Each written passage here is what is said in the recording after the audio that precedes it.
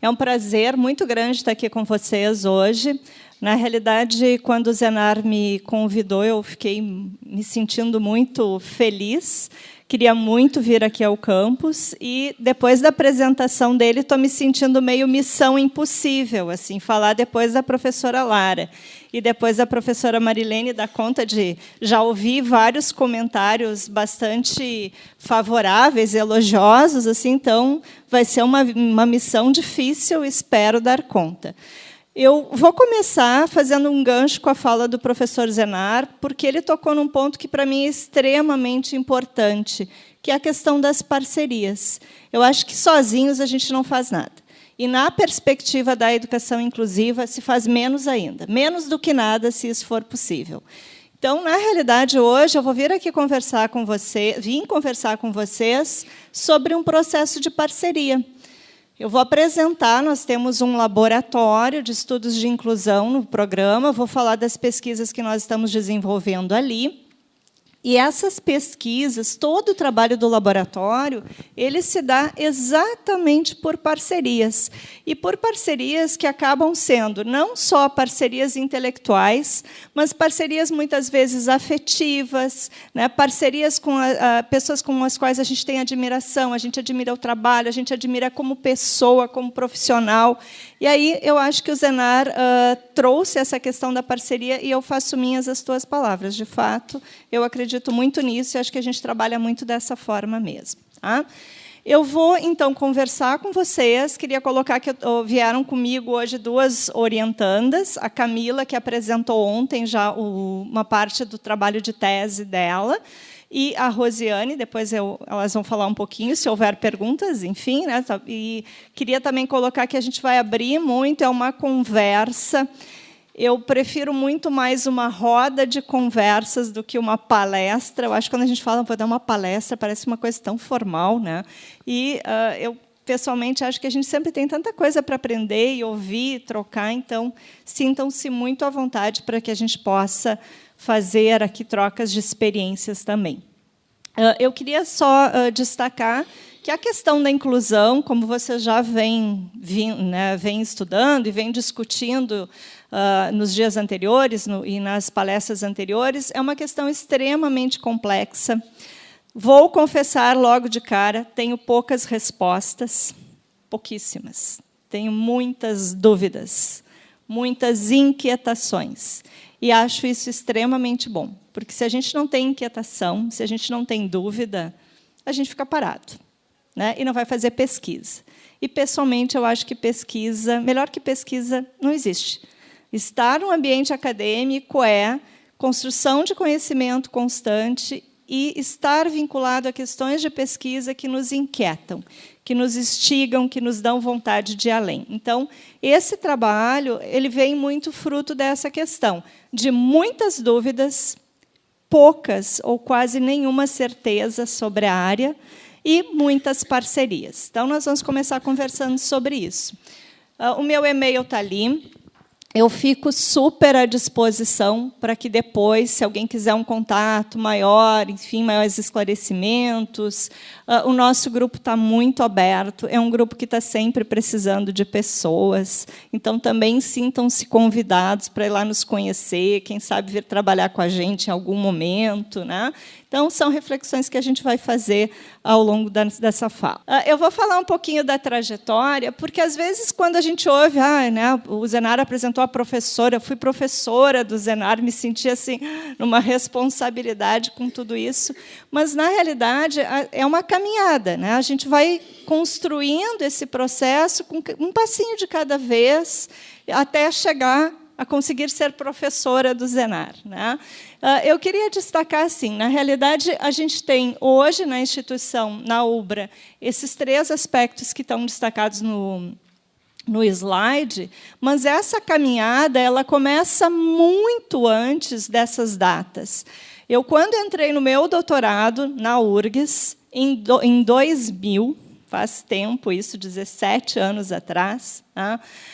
Na época que eu entrei no doutorado, eu comecei a trabalhar, no mesmo ano, num projeto do Ministério da Educação que envolvia a formação docente para a inclusão. mais especificamente na parte de tecnologias assistivas, que eu vou comentar um pouquinho aqui hoje, que são tecnologias que vocês sabem tão bem quanto eu, que podem auxiliar um processo de inclusão mais efetivo. Então, nós trabalhávamos com esses professores, eram cursos de formação ofertados pelo país inteiro, e eu atuei no Ministério da Educação com essa formação durante 10 anos, de 2000 a 2010. Então, essas dúvidas todas, elas foram sendo construídas e cada vez ficando mais complexas ao longo de 10 anos, até conseguir chegar no pós-graduação e imaginar, bom, vamos tentar criar um grupo, vamos começar a trabalhar essas questões dentro da perspectiva mais especificamente da matemática e das ciências, porque o nosso grupo também trabalha com a questão das ciências. Então, a gente tem, hoje, um grupo de pesquisa no CNPq, e eu tive a felicidade de aprovar 2 projetos que me permitiram um auxílio, né, externo para construir, para elaborar o Laboratório de Estudos de Inclusão.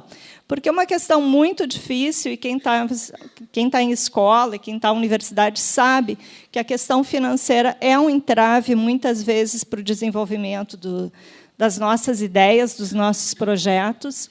Então, com esses projetos, eu consegui um auxílio externo que me possibilitou, então, comprar materiais, comprar algumas coisas que eu julgava importantes para o desenvolvimento das pesquisas. Então, a gente tem, lá em 2013, quando eu consegui, finalmente, já trabalhando na universidade há bastante tempo, mas consegui, então, construir o Laboratório de Estudos de Inclusão, que eu acho que o Zenar ainda nem conheceu. Agora a gente tem, porque primeiro tudo vai em partes, né? Agora eu tenho até uma sala, porque antes eu não tinha nem a sala, né? Eu tinha os materiais, mas não tinha sala. Então isso tudo é um processo, né? Talvez alguns aqui se identifiquem com essa fala, assim, que a gente vai aos poucos, né? E agora, no final do ano passado, um novo projeto foi aprovado, e é um projeto para o desenvolvimento de tecnologias assistivas. Esse é um projeto também com verbas externas, com bolsas do CNPq, e nós estamos agora num limbo, porque esse dinheiro também nunca vem todo, ele vem aos poucos, né? E vocês estão lendo, ouvindo as notícias de cortes, então também não sei até que ponto vou conseguir dar conta do que eu... Isso, né? O Zenar lembrou aqui o PIBID, sabem bem do que eu me refiro, né? É mais ou menos nesse sentido que estamos vivendo hoje no laboratório. Mas temos essa perspectiva, esses projetos, normalmente, eles têm uma duração de 3 anos, o que eu considero um tempo bastante interessante. Por quê? Porque, durante 3 anos, consegue-se desenvolver a dissertação de mestrado e consegue-se também trabalhar, quase que na íntegra, uma tese de doutorado. Então, é um tempo bastante interessante. Bom, vou falar, então, sobre a questão da matemática inclusiva, mas eu considero bem importante alguns aspectos para nós nos situarmos. Assim. Por que hoje tantas pessoas discutindo sobre inclusão, tantas pessoas sem saber direito o que é inclusão, tantas dúvidas, né, tantos problemas nas escolas, nas universidades, com essa questão? E aí eu trago alguns itens, alguns dados que eu acho importante para nós nos situarmos, né? Por exemplo, o IBGE aponta, o censo de 2010, não tem os dados mais recentes, que nós temos hoje no Brasil 45 milhões de pessoas com deficiência. 45 milhões é muita gente. E nós percebemos isso, quem tá em escola aqui, ou universidade? Quem dá aula em escola ou universidade? A maioria. Ok. Muito provavelmente vocês já tenham se deparado com alunos de inclusão. Vocês têm percebido que, cada vez mais, quem está na universidade, quem dá aula na universidade, está percebendo que esses alunos estão chegando na universidade, estão na universidade. Né? E nós estamos preparados para isso? Vamos ver, né? Então, essas questões são questões hoje bastante complicadas na prática, porque, na teoria, o processo de inclusão é maravilhoso. E aqui, assim, eu vou trazer opiniões minhas, né, que vocês podem discordar totalmente, acho que é para isso até que a gente conversa, mas eu percebo que, em termos de leis, que, em termos de teoria, nós, no Brasil, temos escritos sobre o processo de inclusão maravilhosos. Se nós compararmos com outros países, na teoria e na lei, nós estamos muito bem, obrigada. A prática é outra coisa, mas a teoria é ótima. Tá? Então, nós temos hoje 45 milhões de brasileiros com deficiência, com pessoas com deficiência, e eu queria destacar ali que nós temos mais de 780 mil alunos. Esses números são interessantes de nós avaliarmos, porque são números de pessoas declaradas. O que significa isso? Que tem muito mais, né?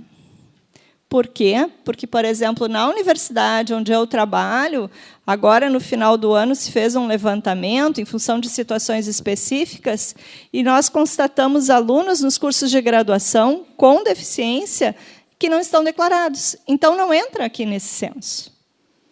Né? Se a pessoa não vai lá e preenche um formulário dizendo que, sim, ela tem uma deficiência, enfim, essa pessoa não aparece aqui, mas ela está ali. Então, isso é importante para a gente se dar conta, que esses números também não condizem exatamente com a realidade que nós vamos encontrar.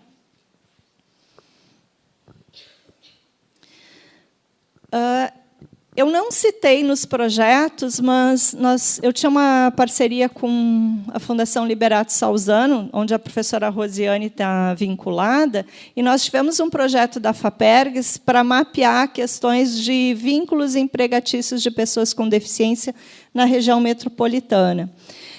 E é bastante interessante assim, esses dados e de como é que essas pessoas estão no mercado de trabalho.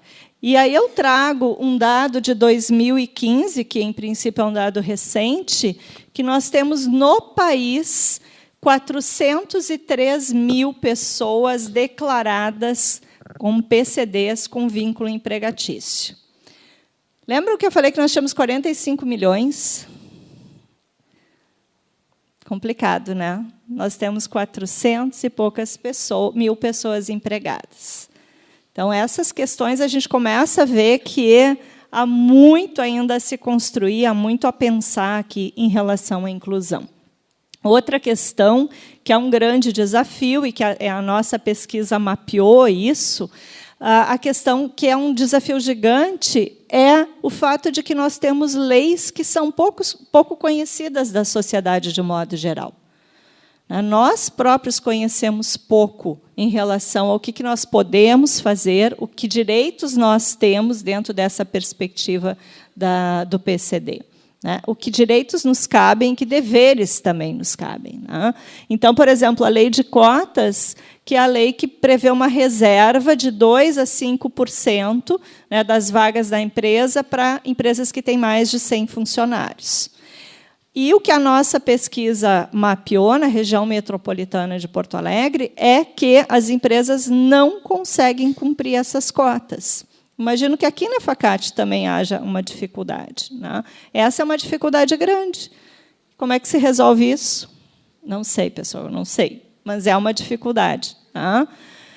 A questão da acessibilidade é uma outra dificuldade grande. Só a gente sair, andar um pouquinho por aí, quantas sinaleiras vocês já viram que tem a questão da sinalização sonora para pessoas deficientes visuais, por exemplo? Muitas, né? Horrores, assim. Rampas. Rampas, muitas também, né?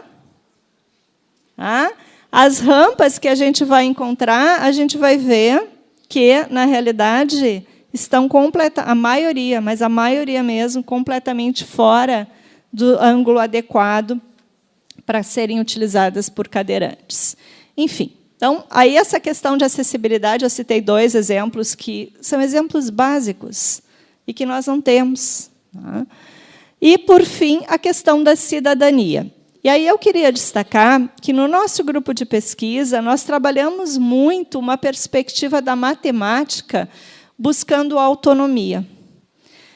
Por quê? De novo, isso começa alguns anos atrás. Começa com uma pesquisa com duas alunas cegas, irmãs, em que os pais tinham... A maior preocupação dos pais era como é que as minhas filhas vão para o bar da escola comprar lanche. Elas não sabiam, não tinham um conceito de número. Não tinham um conceito de número. Como é que a gente faz contas com um dinheirinho lá? Tem R$5 que quer comprar um lanchinho. Você não tem um conceito de número. E aí nós fomos trabalhar com elas não só o conceito de número, mas como é que eu trabalho a questão do dinheiro com uma pessoa cega, que era o caso delas. E aí nós começamos a trabalhar com moedas. A questão do uso de moedas é uma estratégia muito simples. Vocês vão dizer, óbvio, moedas. É óbvio, desde que alguém pense que tem que ser feito. E como é que a gente faz? Como é que um aluno, uma criança lá do 4º ano, que não tem conceito de número, vai conseguir identificar as moedas e colocar um valor naquela moeda, né? Enfim, então, são questões de autonomia de um dia a dia que são extremamente importantes. Então, no nosso grupo de pesquisa, a gente vem discutindo bastante isso, muitas vezes também fruto da ansiedade das famílias participantes das nossas pesquisas. Então, adiantando, né, pensando um pouco no nosso laboratório, nas pesquisas que nós desenvolvemos, o nosso foco é a matemática, sim, a questão dos conceitos matemáticos, da construção de conceitos matemáticos, mas as questões que permeiam esse foco são questões muito pontuais. Uma questão que eu ouço muito do professor é: como é que eu vou ensinar? Eu tenho um aluno que tem deficiência intelectual, por exemplo. Como é que eu vou ensinar esse aluno? Eu tenho um aluno que é surdo e eu não tenho sempre um intérprete em sala de aula. Como é que eu vou ensinar?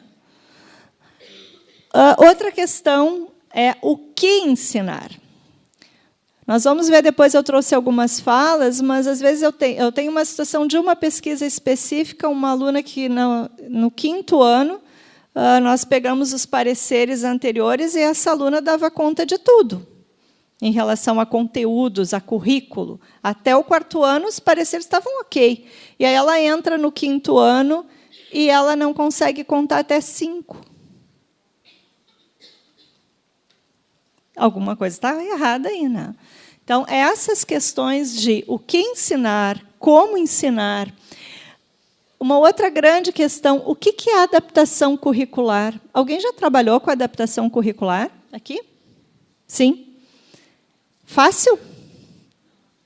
Nem um pouco. Perfeito. A adaptação curricular, para mim, é uma das questões mais complexas, porque demanda vários outros aspectos para a gente chegar lá. E o que é a adaptação curricular, de fato? Via de regra, a impressão, senso comum de adaptação curricular é reduzir conteúdos. Tira conteúdo, né? E aí adapta. Não é isso. Não é isso mesmo. A questão é como fazer a adaptação curricular de fato. O grande problema que eu considero e me deparo sempre é que, quando a gente pensa no processo de inclusão, não tem uma receita de bolo. Já pensou que bom seria se eu dissesse, eu participo, muitas vezes sou chamada e as pessoas querem assim, vamos pensar que eu tenho alunos deficientes visuais. Como é que eu trabalho com um aluno com deficiência visual? A instituição quer a receita. Faz assim, vai funcionar. Isso não existe. Por quê? Porque eu posso ter um aluno que tem deficiência visual e... Desculpa, como é teu nome? E como a Denise colocou, eu tenho que conhecer a história do aluno. Eu posso ter um aluno deficiente visual, mas que ele é cego de nascença, por exemplo. É totalmente diferente de ter um aluno cego que foi perdendo a visão. E lá, aos 14 anos, 17 anos, ele se tornou cego. É muito diferente a forma como eu vou projetar, como eu vou adaptar materiais. Então, essas questões são questões que nos impulsionam a refletir e a continuar com pesquisas, e das quais a gente não tem respostas assim muito concretas, do tipo, vamos fazer assim, assim, que vai dar certo, né? Outra questão que, para mim, é crucial é o despreparo que nós, professores, temos. Né? Vocês se sentem preparados aqui para trabalhar a inclusão? Nem eu. Por quê? Hoje, casualmente, antes de vir para cá, eu li um artigo que eu gostei muito, do professor Rômulo Lins, que é da Educação Matemática. E ele falava da questão da licenciatura perfeita. O que ele diz, basicamente, assim, vou resumir com a minha interpretação do texto. Né? Ele trouxe uma ideia que eu concordo muito com isso. Quando nós, professores, terminamos a nossa formação em nível de graduação, em princípio, quando a gente está na metade da graduação, da metade para o final, a gente está achando que a gente sabe tudo, né? Nossa, como eu sei coisas. Daí, quando a gente começa a chegar no fim, a gente vai se dando conta, não sei tanto assim, né? Vou ter que melhorar aqui, ali e tal. Daí a gente termina a graduação e começa a pensar assim, eu vou ter que continuar estudando, porque eu não sei isso, eu não sei aquilo, eu não sei aquele outro. Né? Aí a gente vai para uma especialização, vai para um mestrado. A sensação que eu tenho, vamos ver se o Zenar aqui concorda comigo, eu, pelo menos, quando terminei o mestrado, terminei o doutorado, e comecei a trabalhar no pós-graduação, e pensei, meu Deus, eu não sei nada. Como é que eu vou dar conta disso? Por quê? Porque eu acho que, à medida que a gente vai estudando, a gente vai se dando conta de tudo que a gente não estudou. E de tudo que a gente tem que correr atrás para dar conta. Então, essa questão dos professores se sentirem preparados, o que esse artigo diz, e eu concordo, não existe a licenciatura perfeita. E não existe um mestrado perfeito, nem um doutorado perfeito. Por quê? Porque o processo de formação é processo. Se é processo, ele é contínuo, ele não finda. Então, a gente vai estar sempre com uma pulguinha atrás da orelha, com uma dúvida. E isso é super importante e super bom. É muito bom, também acho. Por outro lado, quem entra na sala de aula e fica na frente do grupo de alunos somos nós, né? E aí a sensação de não saber o que fazer, de não estar devidamente preparado, é muito ruim. Eu, pelo menos, não gosto. E tenho certeza que muitos de vocês também não. Mas ela é uma sensação real, e mesmo com toda a formação que nós possamos vir a buscar ao longo do tempo, a gente não vai dar conta de tudo. A questão ali dos professores se sentem preparados e a escola está preparada, é que eu vou lançar um ponto aqui com vocês, e discordem de mim à vontade. Eu sei que nós estamos num evento trabalhando a questão da inclusão. E eu tenho que confessar que, para mim, nós vivemos uma pseudo-inclusão. Não precisam concordar, porque eu sei que muita gente não concorda, mas, para mim, de tudo que eu tenho vivido, vivenciado, ouvido, lido, nós estamos muito longe de fazer inclusão. Nós estamos ou em processo de inclusão, ou, o que me assusta muito, fazendo uma pseudo-inclusão. Tem um livro do Pedro Demo, que talvez vários de vocês já tenham lido, que é Eu finjo que ensino, você finge que aprende. Quem não leu, leia, porque é bem interessante. Quando eu penso em inclusão, eu tenho que confessar que esse título me fala muito. Eu faço de conta que estou incluindo, e a família, o aluno, a escola faz de conta que está acreditando. Isso é ruim, né, gente? É tão frustrante. O que a gente quer é não fazer isso. É buscar outras vias, buscar outros caminhos. Né? Então, essas questões são questões que todos nós vamos ir caminhando e discutindo e construindo juntos. É um processo em construção. Bom, então, o que nós, lá no LEI, que é o Laboratório de Estudos de Inclusão, fazemos? Em princípio, então, nós vamos desenvolver investigações, né, dentro da perspectiva da educação matemática inclusiva, ou das ciências também, buscando muito estratégias, ações e intervenções em sala de aula. A gente tem procurado muito estar com os alunos, com os professores, para verificar de que forma, de fato, nós conseguimos trabalhar, porque a teoria, como eu disse, a teoria é ótima, mas nada como a prática para nos mostrar o que realmente tem problema, né? E as nossas grandes inquietações, que são muitas, mas, resumindo, elas perpassam por, primeiro, a construção de conceitos científicos. Por quê? Porque nós nos deparamos com muitos alunos, como o caso dessa menina que eu citei, no 5º ano, que não conseguia contar até 5. Até 5, gente. Nem a contagem.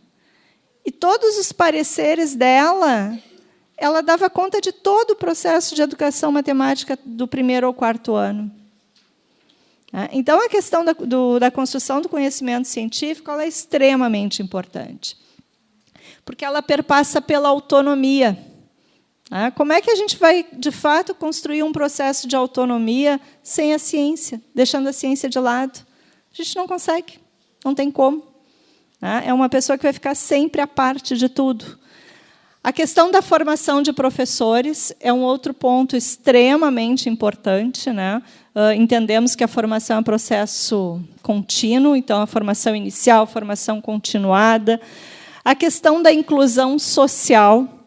Tem uma pesquisa extremamente interessante desenvolvida com os feirantes do mercado público de Porto Alegre, entre o Instituto de Psicologia e a Faculdade de Matemática da URGS, que talvez alguns de vocês tenham lido, mostrando que, na realidade, a gente chega lá no mercado público e pede, eu quero 250 gramas, eu quero 180 gramas de tal produto, e ele, de cabeça, calcula o valor e tudo mais, né? Se a gente pede para essa pessoa, coloca lá uma fração, ele não consegue resolver. Então, são questões para a gente ver como a ciência está distante do dia a dia. Ele, com certeza, é muito melhor na resolução daquele cálculo do que eu sou, mas ele não tem o conhecimento, ele não tem formalizado isso, né? E, óbvio, a questão, então, da pessoa com deficiência. No nosso grupo, vocês vão ver, nós trabalhamos com diferentes deficiências, dependendo, óbvio, da formação, do interesse das pessoas que passam a integrar o grupo. O que nós pesquisamos, então? Nessa perspectiva das nossas inquietações, nós trazemos aspectos ligados à acessibilidade, que é uma questão bastante importante. Por quê? Porque, por exemplo, nós podemos ter alunos com dificuldade motora, e dificuldade motora de questões que a gente consegue resolver, mas a gente tem que saber como resolver. Que tipo de material eu posso usar para resolver isso? Então, aí nós entramos muito com a ideia de tecnologias assistivas, que eu vou mostrar algumas depois para vocês. A perspectiva do atendimento educacional especializado, que eu considero algo extremamente importante para esse aluno. Eu acho que, se nós temos, de fato, a possibilidade de efetivar a inclusão, nós temos pelas ações do atendimento educacional especializado. Que precisa, sim, estar valorizado e ter mais parceria com os professores das salas regulares. Eu estou vendo que muita gente fez assim, é porque provavelmente vê que não tem parceria, né? Pois é. E, obviamente, dentro do nosso foco, o professor que ensina ciências e matemática na sala regular. Aqui eu só vou destacar que a gente vai sempre usar o termo professor que ensina matemática. Por quê? Porque do 1º ao 5º ano eu posso ter um professor não formado em matemática, né? Então, eu vou ter o professor, o pedagogo, enfim, e ele vai trabalhar os conceitos iniciais matemáticos. A alfabetização matemática é feita por esse profissional. Então, é extremamente importante o trabalho ali. Como eu falei, a questão das tecnologias assistivas, só para situar, porque também não conheço o quanto vocês trabalham com a questão das tecnologias, Aqui nós temos algumas, teria várias. Eu sei que amanhã vocês têm a palestra do professor Léo. O professor Léo trabalha bastante com o Numicon, que é um recurso desenvolvido na Inglaterra bastante interessante para o ensino de matemática. Não vou me atrever a falar sobre o Numicon, porque vocês vão ter o Léo aqui falando. Mas a gente tem várias questões, vários recursos possíveis, muitos deles disponíveis no AEE. E as nossas pesquisas têm mostrado que, muitas vezes, o professor de matemática nem sabe que tem esse material lá no AEE, né, e que ele poderia usar. Aliás, muitas vezes, nem o próprio professor do AEE sabe que tem o material, né, que também é outra questão ali. Então, a gente tem aqui alguns. O Numicon, que é...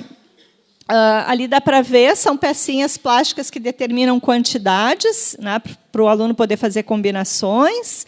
O multiplano, alguém conhece? Trabalham com multiplano. O multiplano foi desenvolvido, na realidade, por um professor para a área de física, né, para trabalhar as questões... me fugiu... de geometria, enfim, e aí depois ele aperfeiçoou isso para o deficiente visual. Então, o multiplano, vocês estão vendo que ele consegue marcar os pontos ali, fazendo, né, uma parábola, por exemplo, e a gente consegue definir, ele tem hoje naquela partezinha em branco ali na tela, ele tem braille. Então, ele pode ser usado pelos alunos com deficiência visual, que pelo braille ele consegue identificar. O facilitador de punho e de polegar, que é um recurso que vai estar disponível na sala de recursos e que é um recurso extremamente importante, né, para um aluno com dificuldade motora, por exemplo. As pranchas para comunicação alternativa e aumentada. Um aplicativo que eu acho maravilhoso. Já usaram o HandTalk? Sim. Esse é um aplicativo que a gente tem que ter instalado, porque quebra um galho tremendo, é muito interessante, super fácil de usar. Eu já usei na fila de caixa de supermercado. Esse é um aplicativo super fácil, assim, muito bom. É um aplicativo premiado, é um aplicativo revelação. O Soroban, o Cubo Mágico em Braille. Então, a gente tem aqui só alguns, claro, porque aí teria muitos, muitos. Temos vários recursos, vários. São suficientes? Penso que não. Mas também, se nós dissermos não tem nada, nós estaríamos mentindo. Tem muita coisa, e a questão é o que fazer com isso e como fazer. Bom, quem participa, então, das nossas pesquisas? Nós temos um escopo grande de participação, então, de professores do AEE, professores que ensinam ciências e matemática, alunos de inclusão da educação básica. Ainda não temos, mas gostaria de começar a me aventurar com alunos de inclusão do ensino superior, porque nós tenho lido bastante, nós temos hoje uma demanda grande de alunos no ensino superior. Então, essa é, quem sabe, um próximo orientando se aventura comigo e nós entramos no ensino superior, né? Alunos de escolas especiais, os gestores de escolas inclusivas. A questão da gestão é extremamente importante. Eu só vou destacar aqui um orientando do Pará, fez mestrado comigo, e ele estava secretário de educação no município, e veio querendo trabalhar a questão da inclusão, da matemática inclusiva. Ele é professor de matemática. E eu falei, vamos trabalhar juntos, só vou te dar um único desafio. A tua pesquisa tem que ser com o aluno no AEE. E tu é que vais atender esse aluno. Eu não quero que tu vá pesquisar com o professor, eu quero que tu, dentro do AEE, trabalhando com o aluno. E ele foi. E foi muito legal, porque o que ele me disse ao final? Que ele conseguiu, lá no Pará, no município dele, ele conseguiu oficializar o concurso para monitor, né, que eu acho que é extremamente importante, e eles não tinham. Então, ele, como secretário de Educação, conseguiu isso, conseguiu um espaço para construir uma piscina para atendimento aos alunos de inclusão, para fazer hidroterapia. Então, eu percebo que a questão da gestão pode fazer muita diferença, mas a gestão ali, com o aluno, no dia a dia, porque a gestão muito afastada não tem a noção, perde, de fato, a noção, porque tem outras preocupações. Então, o que ele me disse, que a coisa que ele mais detestou na nossa primeira conversa foi quando eu disse isso para ele, porque ele tinha pensado em trabalhar a formação de professores. E, ao final, 2 anos depois, ele me disse, a melhor coisa que eu fiz foi ter ido para o AEE. Então, essa questão é bem importante mesmo. Uma outra parceria fundamental para a pesquisa são os pais ou familiares desses alunos. É importante a história de vida, resgatar essas questões para a gente entender melhor o processo e, obviamente, escutar e ter o apoio da equipe multidisciplinar. Também faz toda a diferença para nós. Via de regra, nós trabalhamos, então, com uma metodologia qualitativa. O que eu quero dizer com isso? Que nós trabalhamos muito com observações, com intervenções, definindo estratégias, ações com o professor, com o aluno. E as nossas análises, os nossos achados, eles partem dessas observações. Então, quando a gente começa a pesquisa, a gente não sabe o que vai encontrar. Até porque, se soubéssemos, talvez não fôssemos pesquisar. Mas as estratégias, as intervenções, elas acabam emergindo, surgindo das ações iniciais com os alunos. Então, isso para nós é bem importante. E aí nós trabalhamos muito na perspectiva das entrevistas, da anamnese, e a anamnese é fundamental para nós, porque resgata essas questões do aluno, questões de dificuldades e históricas, assim. A questão da formação continuada em serviço também perpassa pelas nossas discussões e nos dá amparo para o desenvolvimento das estratégias. Os nossos referenciais teóricos. Isso, para nós, é a grande dificuldade. Eu vou pegar o exemplo ali da Rosiane, que está trabalhando com o Verneau, e encontrou o Verneau pessoalmente numa formação que ele foi dar em Porto Alegre, e comentasse com ele que tu estavas trabalhando com alunos surdos, e que ele ficou meio assim, como assim? Como é que eu vou pôr a teoria dos campos conceituais lá com alunos surdos? Bom, enfim, é uma pesquisa, estamos construindo. Para nós, é uma grande dificuldade a questão da fundamentação teórica, por quê? Vocês já ouviram falar num educador matemático que construa um referencial da educação matemática inclusiva? Efetivamente, assim? Não, nem eu. Então, qual é a grande dificuldade? É que nós vamos fazendo leituras e releituras a partir desses referenciais. E, às vezes, nós conseguimos fundamentar, outras vezes, nós conseguimos apenas indícios de. Mas é importante a gente ter essa construção teórica, porque elas nos permitem refletir, aprofundar, enfim, rever práticas e, muitas vezes, continuar o trabalho da forma como nós tínhamos planejado.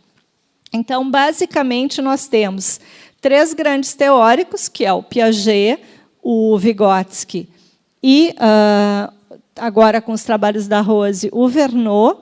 Contudo, os nossos referenciais não param aí. Por quê? Porque, por exemplo, a Camila, trabalhando com deficiência intelectual e TDAH, transtorno de déficit de atenção e hiperatividade, não tinha um teórico que trabalhe essas questões na perspectiva da matemática. Então, a gente vai estabelecendo relações e, às vezes, tateando e lendo muito para ver por onde que nós podemos ir construindo. Bom, o que para nós também é muito importante quando a gente vai para a pesquisa nessa perspectiva de uma construção de conceitos matemáticos, Primeiro, a gente entende que a construção do número é algo extremamente importante, é fundamental. e que, muitas vezes, esse aluno de inclusão passa por essa construção muito batido. Muitas vezes o professor nem percebe que ele não tem a construção do número. O professor vai julgar que ele tem dificuldade na resolução do problema. Não é na resolução do problema, é muito anterior a isso ainda. Então, isso para nós é bastante importante.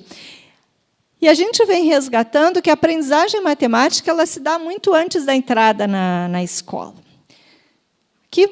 Vocês são muito jovens, mas eu sou da época que a gente tinha refrigerante só no fim de semana. E aí, com uma irmã em casa, se colocava o copo, 2 copos lado a lado. E a medida do refrigerante tinha que ser igual. Alguns passaram por isso também, estão vendo, né? Tinha que ser milimetricamente igual. Como é que uma criança de 3, 4, 5, 6 anos tem essa noção do igual? E a gente sabe, né, quando o irmão ganhou mais do que a gente, ou quando a gente ganhou menos que o irmão. Então, isso para nós é muito importante. E a gente vem resgatando nas pesquisas esses conhecimentos que a criança traz, anterior à questão da alfabetização matemática. Então, a gente vai discutir que essa ideia de número ela foi aperfeiçoada ao longo de muitos anos, de muitos séculos, utilizando-se objetos de contagem. E aí vocês também sabem melhor do que eu, a gente tem descobertas arqueológicas lá de nozinhos em barbantes, de várias pedrinhas, questões já utilizadas em função de contagem. Esse processo de construção é uma das noções fundamentais da matemática. E nós trabalhamos, então, com alguns autores, apontando essa perspectiva de um processo mesmo. E a importância disso, a importância da construção do número, que esse conceito envolve a possibilidade, então, de traduzir numericamente quantidades. E, às vezes, a criança não se dá conta. Eu vou pegar um exemplo. Alguém aqui já jogou Candy Crush? Eu também. Candy Crush é muito interessante, porque as crianças jogam muito. E a gente, quem já jogou, sabe que, para fazer combinações ali das bolinhas, eu preciso de 3 bolinhas para gerar um outro objeto, 4 bolinhas para gerar um outro, 5 para gerar aquela bola que dispara tudo. Como é que a criança que não tem ainda a noção de número consegue entender que, se ela tiver 4 bolinhas, ela vai conseguir um novo recurso no jogo? Então, essas questões, para nós, são bastante importantes, que está ali, que é traduzir numericamente esse conceito. O que a gente percebe também? Que a criança ela tem muita necessidade de manipulação, ela tem que mexer, ela tem que tocar, trabalhar com esses objetos. Então, a questão do material concreto é fundamental para que a criança consiga construir e relacione a uma realidade vivenciada. Pode passar, Camila. E aí eu queria destacar, então, as pesquisas que a gente está desenvolvendo. Nós temos hoje no grupo 4 alunos que ingressaram esse ano no mestrado. Então, estão ainda no projeto de dissertação. O mestrado, vocês sabem, dura 2 anos. Eles estão agora começando o 2º semestre. E as pesquisas, então, perpassam por esses aspectos. A Marina vai trabalhar uma formação docente, a prática docente na perspectiva da inclusão matemática. A nossa ideia é fazer à distância. Contudo, a Marina já está se organizando, já sabe que, a partir do ano que vem, nas sextas-feiras, ela vai estar lá no laboratório. Por quê? Porque a formação vai ser à distância, mas ela vai estar lá, porque, de repente, o aluno quer ir lá. Quer tirar alguma dúvida, quer ver como é que pode trabalhar alguma coisa mais pontualmente. Então, nós vamos ter essa possibilidade de... O curso é ofertado à distância, mas existe, sim, uma possibilidade de tutoria presencial, caso o professor ou o licenciando deseje. Estão todos convidados. A partir de fevereiro, o curso deve estar no ar. Gostaríamos muito de contar com vários alunos ali, porque a gente vai trabalhar questões de estratégias matemáticas na perspectiva da educação inclusiva. Minha outra orientanda é a Paula. A Paula vai trabalhar com uma aluna com autismo. Essa aluna ela está hoje no 7º ano. Aqui, no trabalho dela, a gente já está considerando para o ano que vem, porque nós temos a questão do comitê de ética, enfim. Então, essa aluna vai estar no 8º ano, mas ela está hoje no 7º ano, e ela tem muita dificuldade com as 4 operações matemáticas. E ela está no 8º ano, numa escola federal, em que a exigência de matemática é imensa. E ela chegou ao 8º ano. Então, vamos trabalhar com essa menina. A Silvia, a formação da Silvia é ela é pedagoga com especialização em psicopedagogia, e ela está fazendo mestrado conosco, trabalhando esquemas protoquantitativos com crianças autistas dos anos iniciais. Também um trabalho que eu considero bastante interessante e, para mim, muito importante, porque essa perspectiva da psicopedagogia é, para o nosso grupo, extremamente importante. Assim, queremos discutir isso, compreender melhor isso, como é que nós vamos trabalhar com os alunos. E, por fim, mas não menos importante, o João. A formação do João é na área de sistemas de informação, e ele vai trabalhar com descalculia, que vocês assistiram a palestra da professora Lara, e o João estamos no desenvolvimento de um aplicativo. Nossa ideia é um aplicativo, ou seja, que possa rodar no celular, que qualquer um possa instalar, enfim, para trabalhar questões de descalculia. Ainda não... daí, claro, assim que estiver disponível, eu, na realidade, vou divulgar pelo Facebook, eu e o João, que quase que mora no Facebook, então vai ser muito divulgado, com certeza. Também em desenvolvimento, a aluna Lívia, a mestranda Lívia, que entrou o ano passado, ela pretende concluir agora, até dezembro, a dissertação. E a dissertação da Lívia é uma dissertação que me interessa muito, porque a Lívia trabalha com alunos adultos com deficiência intelectual e a inserção no mercado de trabalho.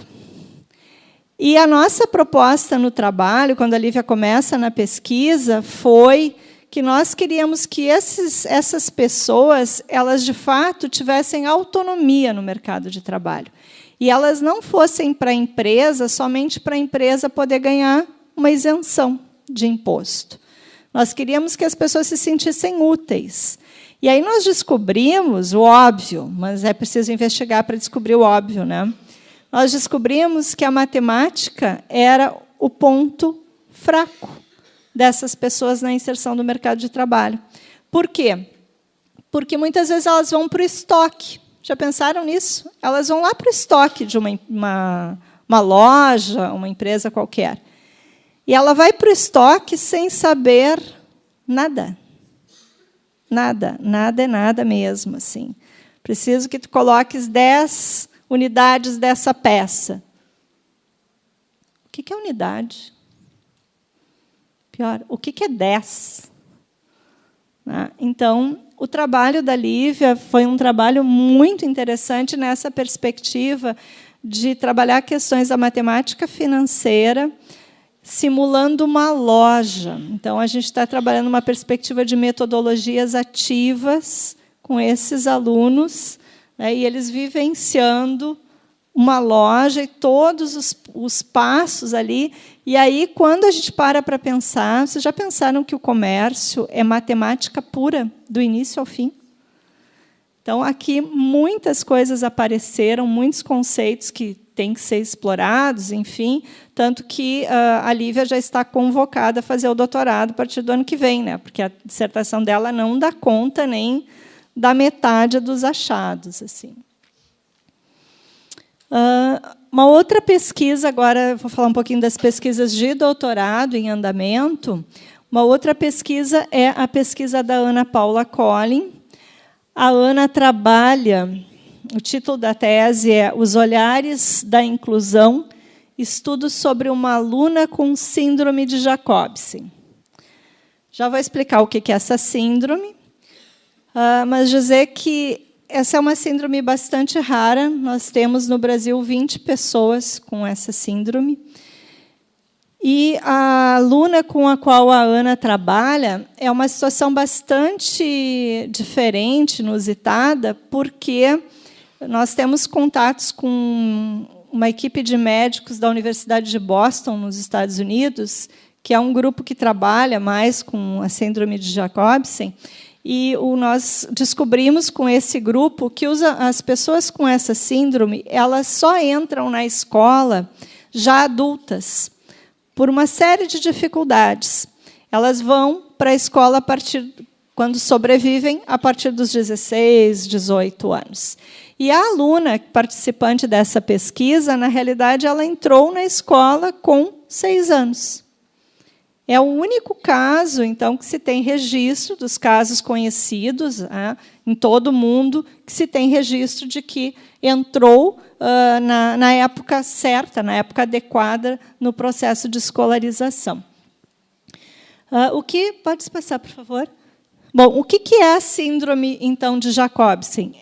Na realidade, ela também é conhecida como 11q, é uma síndrome rara, associada a um fenótipo complexo, com anomalias congênitas múltiplas. No caso dessa menina, ela tem, entre questões físicas mesmo, ela tem muita dificuldade no trato digestivo, né?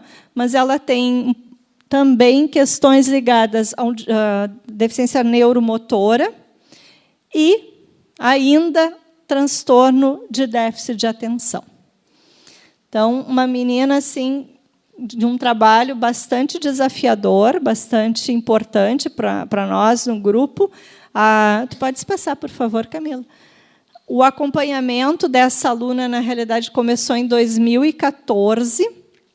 Nós tivemos acesso a todo o histórico escolar, de novo, a questão da anamnese, da equipe toda que acompanha essa aluna.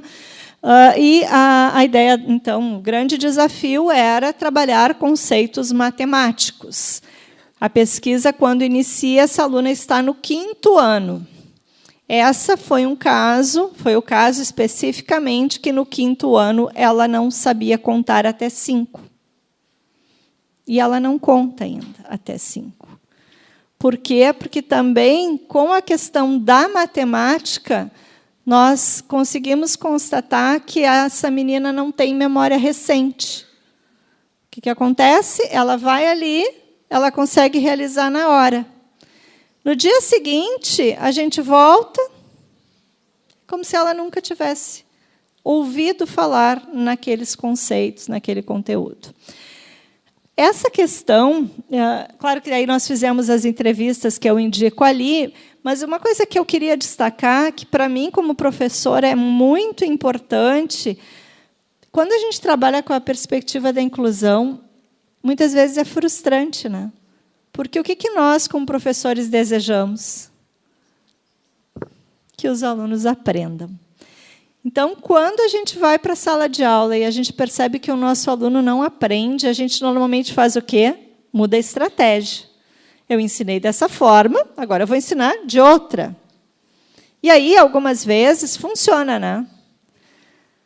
Outras vezes, não. Daí a gente tenta uma terceira estratégia. Até que, numa situação como essa, a gente vai se dando conta de que tem outras coisas por trás também. E é frustrante. É frustrante, assim, como professores, saber que a gente não atingiu o nosso objetivo. Por outro lado, pode passar, por favor, há questões que eu acho que são fundamentais na perspectiva da inclusão. E eu queria destacar, assim, não está ali no slide, mas o que acontece? 2014, 2015, essa aluna acabou saindo da escola regular inclusiva, foi para a escola especial, e a Ana acompanhando esse processo, né? Ela volta para a escola inclusiva, porque muitas situações de inclusão, na realidade, a perspectiva da prática inclusiva, ela não dá conta da situação real desse aluno, né? Nem na escola inclusiva, nem na escola especial. Então, é algo realmente muito complexo, né? Então, hoje, na realidade, essa pesquisa, o que essa pesquisa nos possibilitou entender? Que nós estávamos vivenciando uma experiência desconhecida para todos, para a equipe diretiva, para os pais, para os pesquisadores, né? E que isso, nós precisávamos trabalhar algumas outras questões com essa aluna, principalmente questões ligadas à inclusão social. Essa aluna, não fiquem com pena, é uma menina super feliz, é uma menina super sociável, ela adora interagir, ela tem muitos amigos e ela é muito feliz na escola. E aqui eu vou fazer uma ressalva, e estou falando num evento de matemática, mas aqui eu acho que ela cumpre a questão da inclusão. A questão da interação social. Ela não sabe nada de matemática, nem de português. Mas ela é feliz como criança dentro da escola, convivendo com outras crianças. E isso é ótimo, que bom para ela, né? Então, essas questões são questões importantes, para ver como a pesquisa ela é muito inesperada, porque nunca foi o nosso objetivo chegar nisso, mas foi onde nós chegamos, claro. Não, para tudo. Ela não foi alfabetizada. Vocês ouviram a pergunta aqui da Núbia. A Núbia perguntou se a memória, se ela tinha essa dificuldade de memória só para matemática. Não, para todas as áreas. Ela não foi alfabetizada também, nem, né? Então é bastante complexo. Tá? Ali a gente tem ali que a gente se deu conta. Essa foto está de propósito ali, porque foi uma atividade elementar. Aquele potinho tem feijões. E ela tinha que contar os feijões. Ela não conseguiu contar os feijões, nem na primeira vez, nem na segunda. Lá, pelas tantas, ela conseguia contar. 1, 2, 3, 7, 10. E aí, no outro dia, ela já não conseguia de novo. Então, ali nós nos demos conta de algo que nunca tinha aparecido em nenhum parecer. Porque os pareceres anteriores estavam ok. Então, essa questão, para nós, foi bastante importante. Se, por um lado, nos frustrou, por outro, nos fez ver que tem questões sociais, questões extremamente relevantes que têm que ser discutidas na perspectiva da educação. Bom, falar do trabalho de uma pessoa quando a pessoa está presente é meio complicado, né? Até porque ela já apresentou para vocês, né? Então eu não posso mentir nada, porque ela vai aqui me acusar, assim. Mas o trabalho da Camila é um trabalho também extremamente interessante.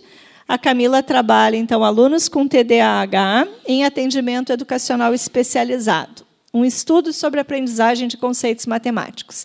Eu me lembro da Camila entrando na minha sala e dizendo assim, eu quero trabalhar com TDAH, e aí? E daí a gente, né, nós nos olhamos. Por quê? Por que a gente se olha assim? Porque, em princípio, o aluno com transtorno de déficit de atenção e hiperatividade, vocês sabem que ele não é atendido no AE, né? E daí o que ela me disse? É porque eu quero chocar mesmo. Eu quero que as pessoas digam, isso está errado. Eu falei, então vamos. Só que daí a Camila foi mapear para descobrir alunos. E daí ela tinha um aluno. Ela conhecia um menino com TDAH. E eu falei para a Camila o seguinte, é verdade, né, Camila? Quem tem um participante de pesquisa não tem nenhum. 4 anos de doutorado, a gente não tem como ficar com um único participante. Porque a família muda, o aluno desiste, acabou a tua pesquisa. Então, vamos mapear e buscar alunos com transtorno de déficit de atenção. E é interessante porque o transtorno de déficit de atenção hoje, o senso comum é que todos os alunos têm TDAH, né? É a reclamação, assim, em todos os níveis, do fundamental ao pós-graduação. Tá? E, quando a Camila foi atrás desse mapeamento, na realidade, não é bem assim, óbvio, porque tem uma série de critérios. Então, o nosso achismo, porque o aluno não para quieto, não presta muita atenção, ele tem TDAH, é achismo. Né? Não foi muito simples. Pode passar, por favor. E a Camila, então, chegou, é isso, né, Camila? A 4 alunos do 4º ano, à época, quando a pesquisa começa, que foi em 2015. Eles tinham as idades entre 10 e 13 anos, só que, para estar no AEE, que era onde nós queríamos ver, principalmente essa parceria, professor de matemática e AEE, esse aluno tinha que ter uma outra deficiência associada, senão ele não ia estar atendido no AEE. E aí ela buscou, lá no mapeamento, casualmente, aí foi realmente a pesquisa que foi nos trazendo os dados, nós tínhamos 4 alunos com TDAH e déficit de atenção. Oi? Deficiência, desculpa, e deficiência intelectual, isso. Então, eles tinham idades próximas, enfim, e também participam porque aceitaram, as famílias aceitaram participar da pesquisa. Né?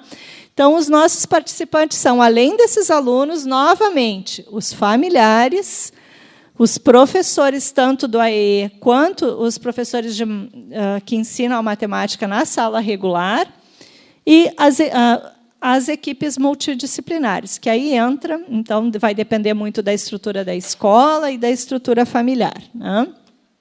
Aqui nós temos algumas atividades que a Camila desenvolveu. Eu não vou entrar nisso, porque eu sei que ela já explicou. Assim. O que nós temos hoje, na realidade, a pesquisa foi concluída, a coleta foi concluída agora em julho. A Camila ficou 4 semestres, né? 2 anos de coleta. E agora nós estamos naquela fase que quem já fez pesquisa vai me entender bem. Agora tenho que olhar todos os dados de 2 anos de coleta, exatamente, com 4 sujeitos, né, 4 alunos, as entrevistas com todo mundo, enfim. E é um desafio muito grande. O que é muito interessante na pesquisa é que, às vezes, a Camila entrava na minha sala super feliz. Funcionou tudo, deu tudo certo, o aluno A entendeu esse conceito, ele conseguiu resolver esses problemas, ele entendeu o enunciado. E aí, na semana seguinte, ela voltava. Ele já não sabe mais aquele enunciado, ele não conseguiu mais resolver esse problema hoje, e era o mesmo problema. Olha aqui, prof, ela dizia, olha aqui, era o mesmo, e não resolveu. Enfim, quem trabalha com o aluno em geral faz isso. Quantos alunos ditos normais nós temos e que um dia estão super bem na sala de aula, fazem tudo e tal, e na semana seguinte não estão nem um pouco afim. E isso era algo que a gente comentava. Será que ele fez isso porque ele só em função do TDAH ou da deficiência intelectual, ou naquele dia ele não estava afim? Ele estava mais afim de fazer outra coisa. Quantos de nós, quantas aulas nós assistimos com vontade de estar em outro lugar, de fazer outra coisa? Muitas, né? Então, essa é uma questão que a Camila, agora, analisando os dados e verificando, nós esperamos, então, até, no máximo, metade do ano que vem, trazer os resultados. Quem sabe no próximo, né? O Zenar nos convida e a gente vem contar do fim da pesquisa da Camila. Uma outra orientanda é a Maria Adelina. A Maria Adelina é da área de sistemas de informação. Ela fez o mestrado comigo, já desenvolvendo uma tecnologia, e ela está agora no doutorado, trabalhando ações mediadas por tecnologias assistivas, e o foco da Maria Adelina é a deficiência visual. Ela trabalhou mais de 10 anos no Colégio Santa Inês, né? Santa Luzia, em Porto Alegre, Santa Luzia, desculpem, em Porto Alegre, que na época era uma escola que trabalhava especificamente com alunos cegos e com baixa visão. Então, a experiência dela vem dali. Ela está ainda também em fase de coleta. Pode passar, por favor. Aqui eu trouxe o trabalho dela de mestrado. Foi um trabalho que, para nós, bem interessante. A ideia era desenvolver uma tecnologia. Então, todos vocês conhecem material dourado. E o que essa tecnologia fez foi informatizar o material dourado e trabalhar, então, a questão concreta, né? Que eu acho que é interessante, numa perspectiva da pesquisa, é que a Adelina, então, por ser da área de sistemas e ter experiência com alunos cegos e baixa visão, ela idealizou a Contátil, que é essa máquina que informatizou. Ali dá para ver a unidade, as dezenas, as centenas. Aqui faltou o cubo, né, para o milhar. A Adelina fez, inicialmente, o desenvolvimento da tecnologia e levou a tecnologia para os AEEs, para ser testada por professores que trabalhavam com alunos deficientes visuais. E o que vocês veem ali nessa imagem é fruto das sugestões desses professores. Então, tudo que foi feito com a sugestão prática dos professores de matemática. Isso também, professores de matemática nós buscamos, inclusive um professor de matemática que é cego, e que foi uma pessoa que deu assim as sugestões mais relevantes, óbvio, né, para o desenvolvimento do material. Então, a nossa ideia na pesquisa de mestrado era essa: vamos ouvir os professores, vamos buscar a experiência dos professores e desenvolver algo a partir das necessidades que eles nos apontarem. E aqui, então, já é a pesquisa de doutorado dela, porque qual é a ideia inicial? No mestrado, ela trabalhou com os professores. E agora, no doutorado, que nós temos o dobro de tempo, em princípio, a ideia é trabalhar com os alunos. Então, ela está voltando hoje a pesquisa ao atendimento de alunos do primeiro ano do ensino fundamental, que são ou que já nasceram cegos, ou o caso de um dos sujeitos, de um dos participantes que está perdendo a visão. E ele deve perder a visão muito rapidamente. Então, eles têm trabalhado muito o braille, né, para ter mais autonomia. Tá? Por fim, não menos importante, a pesquisa da Rosiane. A Rosiane, que está ali, também não posso mentir nada da pesquisa dela. A Rosiane foi minha orientanda de mestrado, e o trabalho da Rose é um trabalho que eu tenho muita curiosidade, assim, porque é um trabalho, realmente é uma tese de doutorado pelo inusitado. A Rose era professora de uma escola especial de surdos. Ela fez a dissertação de mestrado com os alunos do Jardim B e do primeiro ano. Então, ela pegou bem o início e no doutorado ela continua acompanhando esses alunos. Então, a ideia é que a gente tenha uma pesquisa longitudinal para entender muito o processo de construção de conceitos matemáticos desses alunos. Tá? Então, na realidade, ela tem hoje, são 7 alunos surdos do terceiro e do quarto ano do ensino fundamental, participantes da pesquisa. Por características da escola, esses alunos eles estão juntos em uma turma única, e atua também como participante a professora titular dessa turminha. Bom, e a Rose, então, ela tem trabalhado com os alunos na perspectiva do Verneau, problemas de composição envolvendo a relação parte-todo. Vocês têm estudado a teoria dos campos conceituais? Sim? Não? Talvez? Talvez?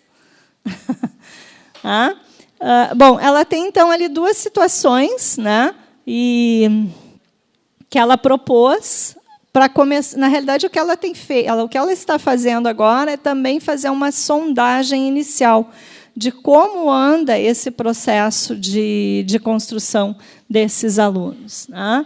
Então, a partir daqueles 2 problemas envolvendo a relação parte-todo, e daqueles... ali eu só trouxe, ela aplicou outros 6 problemas de transformação, eu trouxe só aqui 3 exemplos, dá para a gente ter uma ideia, mais ou menos, dessas questões. E o que aparece ali com o grupo de alunos? Né? Quais as questões levantadas? Primeiro, uma coisa interessante é que a escola é uma escola de surdos, né? É uma escola especial, então, de surdos, e a apresentação dos problemas ela foi feita inicialmente em língua portuguesa. Nenhum aluno consegue, ou conseguiu, ali, à época, entender o enunciado dos problemas. Isso é uma grande dificuldade. E essa é uma questão que, para mim, fica muito evidente da importância, na realidade, do aluno surdo ter um professor habilitado em Libras. Vamos nos colocar no lugar desse aluno. Quem aqui estuda inglês? Todo mundo, né? Para vocês estarem aqui, todo mundo já estudou inglês na vida, né? Quantos de vocês falam inglês?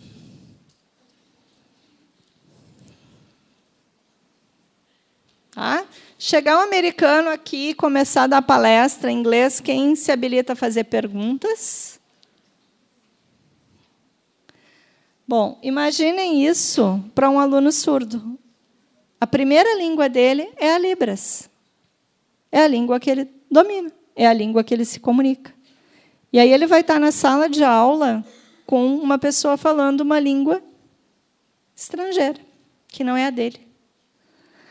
As dificuldades, elas são não exclusivamente pelo conteúdo, seja da matemática, de ciências, qualquer outra, pela questão da língua. É uma dificuldade muito básica, muito elementar, é um direito desse aluno. Por favor. Bom, aqui, então, a gente tem a Rose aplicando a pesquisa, né? A Rose que a gente não consegue ver. Isso eu queria destacar. Nós temos uma... Na realidade, todos os nossos projetos, a gente tem um termo de compromisso, obviamente, de não divulgar os participantes, né? Seja nominalmente, imagens, enfim. Então, por isso, eu não uso vídeos, e as fotos todas vocês viram que elas estão distorcidas, assim, para preservar o anonimato, né? É um compromisso da pesquisa. Tá? Então, na realidade, o que a Rose foi percebendo nessa sondagem? Né? Percebeu que, em algumas situações, que mesmo que o aluno entendesse o problema, ele não conseguia chegar a uma solução. E é isso, né, Rose? E o interessante é que o Verneau faz referência a situações como essa. Só que o Verneau faz referência a situações como essa com o aluno ouvinte. A questão é a mesma. Um aluno ouvinte ou um aluno surdo. A dúvida é a mesma. Né? O problema é o mesmo. Então, quando esse esquema que o Verneau indica ainda não está construído, o aluno diz que não sabe.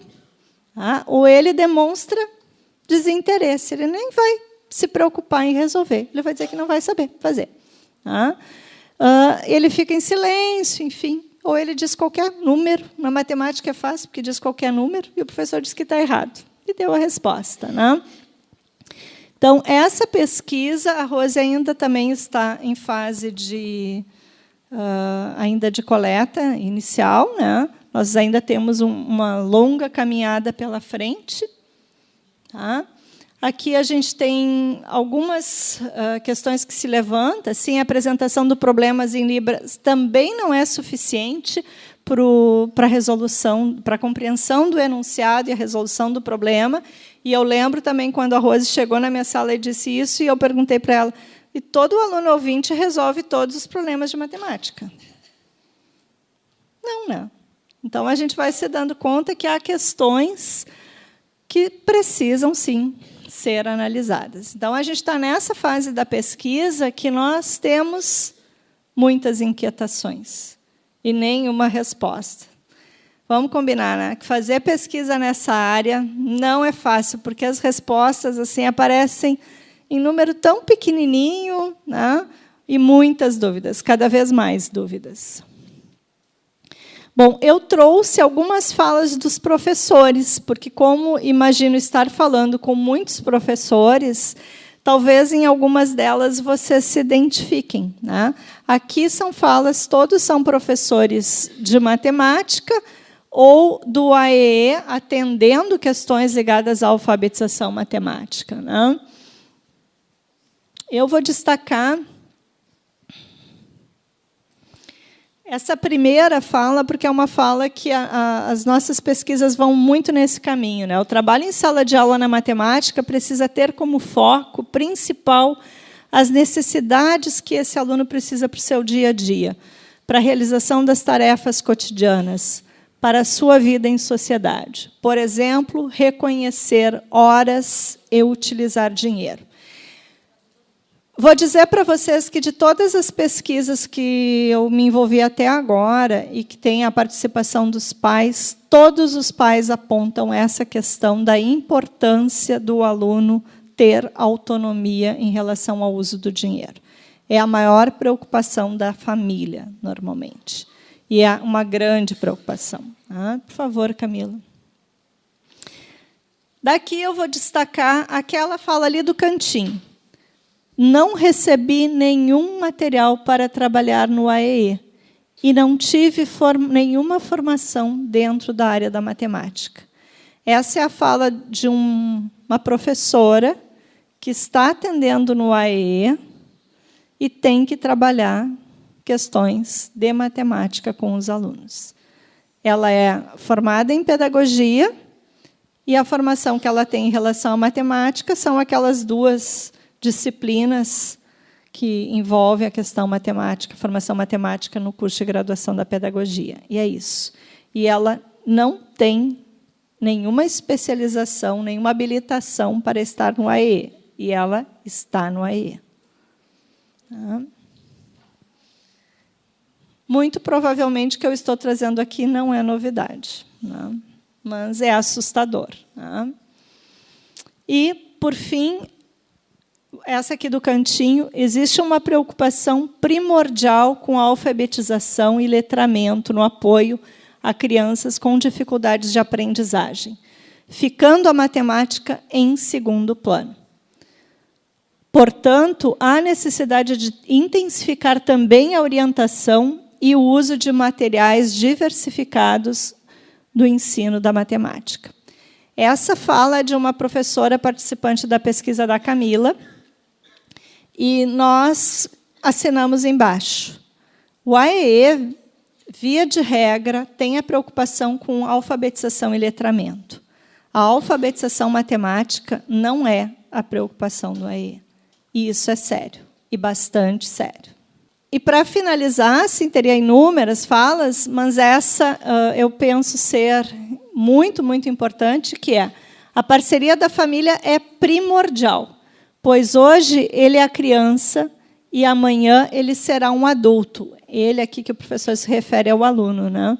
E daí, como ele vai se virar nesse mundo? Então, essa é uma fala muito, muito impactante assim, da preocupação do professor.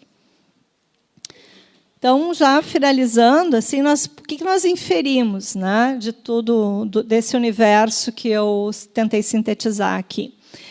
Que a função da escola, melhor, as funções da escola são inúmeras, mas que, na realidade, é, sim, função da escola fornecer os apoios necessários para as particularidades desses alunos, né?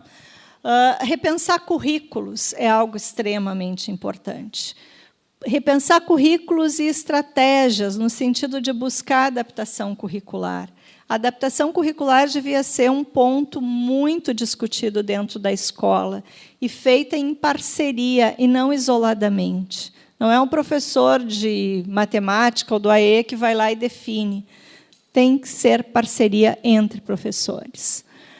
O ensino deveria estar muito pautado nas características desse aluno, né? Por quê? Porque a história de vida desse aluno, as características, elas diferem. Eu não posso dizer que todo aluno com síndrome de Down é igual, tem as mesmas características. Não tem.